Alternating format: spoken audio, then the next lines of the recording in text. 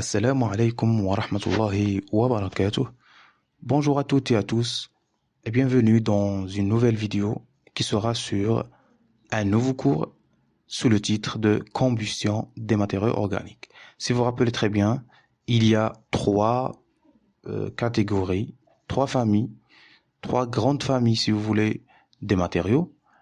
On a la famille des métaux, filizettes, et la famille des matériaux céramiques ou bien de verre, زجاج, et la troisième famille c'est la famille des matériaux organiques اللي تحدثنا فيها فقط على le plastique comme un exemple de matériaux organiques.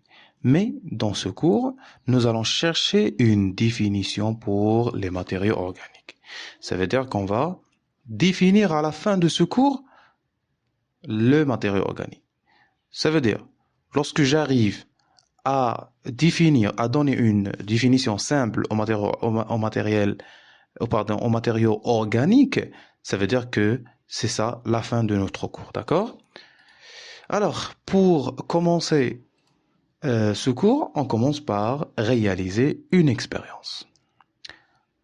C'est l'expérience de combustion d'un exemple, bien de deux types de matériaux organiques, deux exemples si vous voulez de matériaux organiques. On a le papier et le plastique, et bien sûr les résultats seront généralisés pour tous les matériaux organiques, d'accord? Donc on prend des petits morceaux de papier ou bien de plastique, quel que soit le type de plastique ou le type de papier. Voilà, donc on brûle ces morceaux de papier et plastique. Bien sûr, comme vous voyez ici, on a une flamme. Au-dessus de cette flamme, on va placer un récipient de cette façon, un tube par exemple. Donc, qu'est-ce qu'on va remarquer dans ce cas? On va remarquer apparition d'un dépôt noir ou bien d'une couche noire. طبقة سوداء كتكون لنا على الجوانب ديال هذا الإناء sur les parois de ce récipient, et il se forme un dépôt noir ou bien une couche noire. Et aussi on a de buée. Le buée c'est quoi? C'est de l'eau tout simplement. Ce sont des gouttes de l'eau. فوار بالعربية كنقولوا الفوار، وبحال ديك الضبابة اللي كتكون فاش كنكونوا كنفخوا بحال هكا على الزجاج مثلا، فكتكون واحد الضبابة هذيك اللي كتسمى الفوار، وهي نفسها اللي كتخرج من المقراش مثلا ملي كنسخنوا الماء. ما كنسميوش البخار، ما كنسميوش la vapeur d'eau. La vapeur d'eau elle est invisible à l'œil nu, mais ici on l'appelle buée. Buée, on peut le remplacer par gouttelettes de l'eau, قطرات أو قطيرات ديال الماء. Donc on a combien d'observations ici? On a deux observations qu'on peut noter ici, d'accord? Après on laisse un peu ce récipient. Les gaz produits par cette combustion vont se rassembler dans ce récipient, et après qu'est-ce qu'on va faire? On va retourner le verre, retourner le tube, et on y verse une certaine quantité de l'eau de chaud qui va se troubler. Que veut dire troubler? Ça veut dire il va changer sa couleur. On sait tous que l'eau de chaud a une couleur, ou bien qui n'a pas de couleur en fait. Elle est transparente, elle est limpide, صافي, شفاف. Mais dans ce cas, elle va se troubler, elle va changer sa couleur, elle ne sera plus invisible ou bien transparent. Elle aura une couleur grise, si vous voulez, entre blanc et gris. D'accord? On dit dans ce cas que l'eau de chaud il se trouble. Donc, on a ajouté maintenant une troisième observation. Donc, on a combien d'observations ici? On a vu ou bien on a observé la formation, l'apparition de buée, l'apparition de dépôts noirs et le trouble de l'eau de chaud. Voilà. Donc, à partir de ces observations, on va essayer de conclure, de tirer quelques produits. Les produits de cette combustion. D'accord? يعني النواتج اشنو تعطى لي ريزولتا اللي عطاتنا هاد لا كومبوستيون هاد الاحتراق هذا ديال لي ماتيريaux اورغانيك. Donc chaque combustion va nous indiquer un produit. Commençons par la formation de buée ou bien de gouttes, قطرات ديال الماء. Donc ça indique la formation de quoi? Tout simplement la formation de l'eau. D'accord? Donc si je parle ici de produits, on dit l'un des produits de la combustion de papier ou de plastique qui sont des matériaux organiques, c'est de l'eau. D'accord? On passe à la deuxième observation. Formation d'un dépôt noir ou bien d'une couche noire. Et aussi la fumée noire. Apparition de fumée noire et formation de dépôt noir.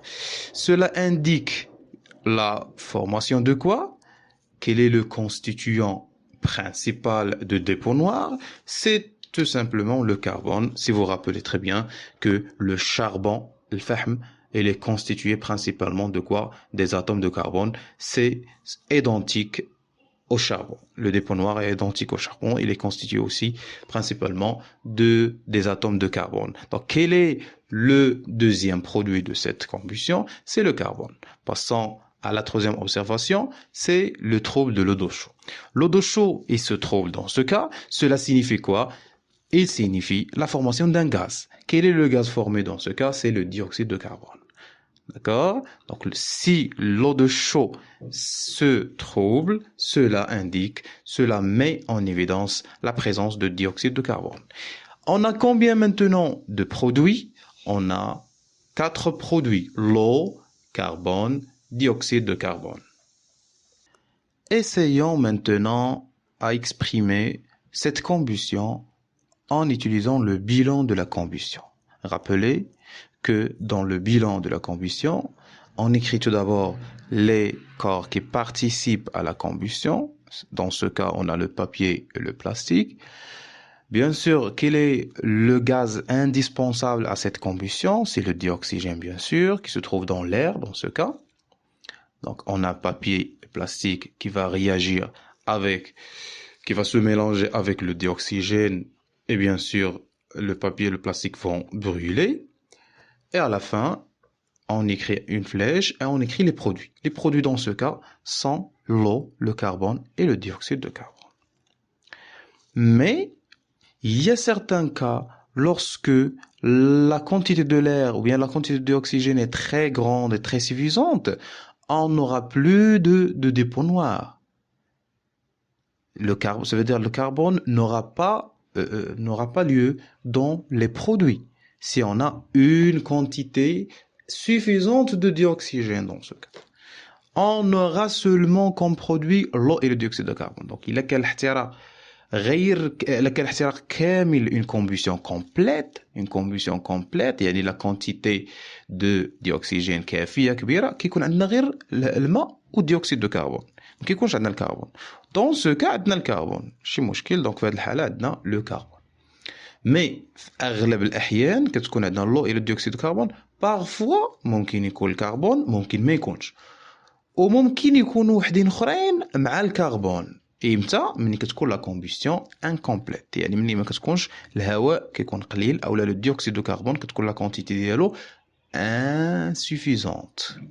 داكور. دونك باش ما نتخربقوش قلت الا كانت الهواء الكميه ديالو كبيره او الديوكسيجين اللي كاين في هاد لا كومبوستيون الكميه ديالو كبيره يعني كافيه يعني امبورطونت يعني suffisante. dans ce cas on a comme produit seulement l'eau et le dioxyde de carbone. Mais si la combustion est incomplète, il y a d'autres produits qui vont s'ajouter, lesquels on a le carbone et on a autres produits, autres matériaux. Donc on verra ça. Si maintenant on veut écrire le bilan de la combustion, donc on écrit le papier ou bien le plastique, ça dépend le cas, ça dépend de notre cas. Donc on a papier ou bien plastique ou bien n'importe quel produit ou bien n'importe quel corps qui va brûler, plus le dioxygène. On écrit ici, si on veut bien sûr, sa formule chimique O2, qui donne quoi? Comme j'ai dit, il donne l'eau essentiellement l'eau et le dioxyde de carbone, هادو ضروري كيكونوا. Mais parfois, il y a d'autres produits qui vont s'ajouter, autres matériaux qui vont se produire, tels que, comme le carbone, le dioxyde de soufre, SO2, le chlorure d'hydrogène, HCl, cyanure d'hydrogène, HCN, etc., etc. D'accord? Mais l'eau et le dioxyde de carbone sont toujours là. فهمتوا كيفاش؟ يعني هادو دائما كيكونوا هاد الجوج. هاد الاخرين شي مرات كيكونوا شي مرات ما كيكونوش. Donc هذا c'est le bilan de la combustion. Voilà maintenant. Est-ce qu'on peut ici écrire l'équation bilan? L'équation bilan, si vous vous rappelez très bien, on a besoin de quoi? On a besoin de formules chimiques et des symboles de tous les matériaux qui sont présents ici. Mais on n'a pas maintenant la formule chimique de papier ou de plastique. Donc, on va écrire seulement le bilan en utilisant les noms et certaines formules qu'on connaît déjà. D'accord? Voilà. Comme vous savez aussi que dans une réaction chimique, tout d'abord, est-ce que cette combustion, est-ce qu'on peut la considérer comme réaction chimique?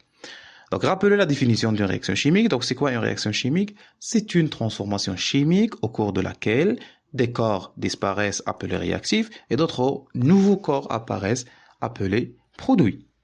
Est-ce qu'il y a des corps qui disparaissent ici? Bien sûr, le papier au plastique et le dioxygène sont des corps qui disparaissent. On les appelle des réactifs. Et ici, il y a disparition de nouveaux corps, lesquels l'eau, dioxyde de carbone et autres matériaux aussi. Donc, il y a apparition de nouveaux corps, qu'on les appelle des produits. Puisqu'il y a disparition de corps et apparition de nouveaux corps, on parle ici d'une réaction chimique, d'accord? Vous savez, dans la réaction chimique, les atomes qui se trouvent dans les produits doivent nécessairement venir à partir des réactifs. Par exemple, on commence par l'oxygène. L'oxygène dans l'eau et aussi dans le dioxyde de carbone. Et peut être aussi dans les autres matériaux aussi. Mais on va concentrer sur ces deux produits. علاش لأنه هما اللي كيكونوا دائما ممكن هادو ما يكونوش. Donc on va pas se baser sur ces matériaux là. On va se baser seulement sur l'eau et le dioxyde de carbone. L'atome oxygène, il existe ici aussi, d'accord? Et il peut venir de dioxygène ou de papier. واش كنعرفوا منين بلاصه جاي بالضبط اللي ما نقدروش نعرفوا ولكن كاينه الامكانيه هي une possibilité de venir de l'atome de dioxygène. يعني ممكن هاد الاكسجين هاد لي زاتوم هادو ممكن يجيو من الاكسجين من الديوكسيجين وممكن يجيو من البابي او بلاستيك ما متاكدينش داكور دونك نخليوها بحال هكا. Donc, comme j'ai dit, l'oxygène اللي كاين في الديوكسيد de carbone ممكن يجي من الديوكسيجين. L'oxygène, donc l'atome d'oxygène ممكن يجي من الديوكسيجين. Et aussi, pour cet atome, oxygène peut venir de dioxygène. وممكن تجي من البابي au plastique. Mais احنا, on n'est pas sûr. Passons maintenant à l'atome de carbone. L'atome de carbone, واش ممكن تجي من الديوكسيجين؟ واش ممكن تجي من oxygène, sachant que la formule chimique de dioxygène O2, ça veut dire il ne contient que d'atomes d'oxygène O? Non, bien sûr. Elle vient nécessairement, forcément, il vient de papier et de plastique. Ça veut dire que papier et plastique, il est constitué des atomes de carbone. D'accord? Donc, le papier ou bien le plastique, il est constitué nécessairement, obligatoirement des atomes de carbone. Aussi, pour les atomes d'hydrogène, ils ne peuvent pas venir on ne peut pas les obtenir à partir de dioxygène, mais de papier ou de plastique. Ça veut dire que le papier et le plastique, ils sont constitués aussi des atomes d'hydrogène. D'accord? Ça veut dire maintenant, on peut conclure maintenant les constituants, bien les atomes qui constituent le papier ou le plastique. Donc, le papier ou le plastique et le plastique sont constitués des atomes de carbone et des atomes d'hydrogène. Le papier et le plastique sont des matériaux organiques. Ce sont des exemples des matériaux organiques. Alors, on peut dire que les matériaux organiques sont constitués des atomes de carbone et des atomes d'hydrogène H. D'accord? Mais, parfois, on peut trouver aussi autres atomes tels que S, par exemple, le soufre. Si on a ici un autre produit, c'est SO2, ça veut dire qu'il y a un nouveau atome qui vient aussi de papier de plastique. Donc, on va l'ajouter ici. Mais, ممكن يكون وممكن ما يكونش. عاوتاني بالنسبه للازوت اوسي بالنسبه للسائل ممكن يكون ممكن ما يكونش ولكن شكون هما اللي كيكونوا ضروريين سي لو كربون اي l'hydrogène. Donc c'est pour cela on va ajouter un terme important. Le terme c'est essentiellement. Ça veut dire on va dire que les matières organiques, ça veut dire le papier ou le plastique ou autre exemple, sont constitués principalement de carbone et d'hydrogène. Des atomes de carbone et des atomes d'hydrogène. Essentiellement, ضروري كيكون فيهم الكربون والهيدروجين. واش غير الكربون والهيدروجين؟ لا ممكن يتزادوا وحدين اخرى. هذيك الامكانيه ديال انه ممكن يتزادوا عليهم اوتر اتوم هي اللي خلاتنا نقولوا essentiellement. يعني اساسا فيهم الكربون والهيدروجين اساسا او ممكن تزاد عليهم شي حاجه او ممكن ما تزادش عليهم شي حاجه. D'accord? Donc, qu'est-ce qu'on peut dire maintenant pour les matières organiques? Donc, c'est quoi un matériau organique? Donc, qu'est-ce que c'est que des matériaux organiques? Ce sont des matériaux, sont des substances qui sont constituées principalement des atomes de carbone C et des atomes d'hydrogène H. Parfois, les atomes CH sont associés, sont liés à d'autres types d'atomes tels que le soufre, le chlore ou l'azote. Et voilà la définition de matière organique de laquelle on a parlé au début de cette vidéo. J'ai dit que lorsqu'on arrive à une définition simple pour les matières organiques, ben voilà, c'est la fin de notre cours, la fin de notre leçon. Donc la définition maintenant, c'est ce que vous voyez devant vous sur l'écran. Les matières organiques sont quoi? Sont des substances, mawad, des matériaux constitués essentiellement, c'est un terme important comme j'ai dit, ils sont constitués essentiellement d'atomes d'hydrogène H et d'atomes de carbone C, parfois associés à d'autres atomes comme l'oxygène O, l'azote N, le chlore Cl, etc. On peut ajouter dans cette définition l'information suivante. Et voilà, leur combustion, ça veut dire leur combustion donne essentiellement l'eau H2O et le dioxyde de carbone CO2. Donc j'ai déjà expliqué ça. On a dit que la combustion de papier ou plastique qui sont des matériaux organiques donne essentiellement l'eau et le dioxyde de carbone. Parfois, on trouve autres produits. D'accord? Et voilà la définition des matières organiques qu'on peut retenir par cœur, qu'on doit apprendre, qu'on doit se rappeler lorsqu'on désire résoudre des problèmes ou résoudre des exercices. D'accord? Et voilà la fin de notre cours. J'espère que vous avez bien saisi toutes les informations que j'ai expliquées. Et bon courage. Assalamu alaikum wa rahmatullahi wa barakatuh.